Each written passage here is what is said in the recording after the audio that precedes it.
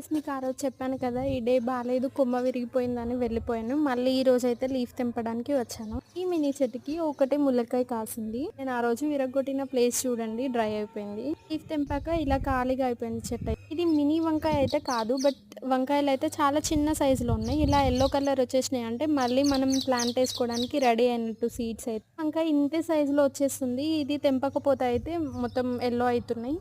మేమైతే ఎక్కువ హార్వెస్ట్ చేస్తలేము, తినేవాళ్ళు తక్కువ ఇంట్లో. ఈ ఫ్లవర్ మీకు తెలుసా? ఇదైతే ఎక్కువ విలేజ్లో ఉంటుంది. దీన్ని ఏమేంటో తెలీదు, బట్ ఫ్లవర్ అయితే బాగుంటుంది. లీఫ్ కర్రీ మీకెంతమందికి తెలుసు? నాకైతే ఈరోజే తెలిసింది.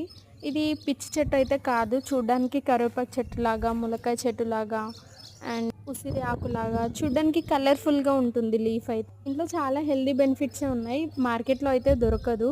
చూడ్డానికి పిచ్చి చెట్టు అనుకొని మా డాడీని అడిగితే దీని పేరు అంటే చెన్నంగి ఆకు అంట. దీన్ని కర్రీలో, పప్పులో, ఆకు, లీఫ్ కర్రీ, పచ్చడి అన్ని టైప్ ఆఫ్లో యూజ్ చేస్తారు లీఫ్ అయితే. నేతి బీరకాయ మీకెంతమందికి తెలుసు? ఫ్లవర్ అయితే ఇలా ఉంటుంది, బీరకాయ అయితే సేమ్ పాము టైప్లో ఉంటుంది. ఇలా ప్లెయిన్గా చెట్టు పెట్టాం కదా, ఒకటే కాయ వచ్చింది. Next video subscribe.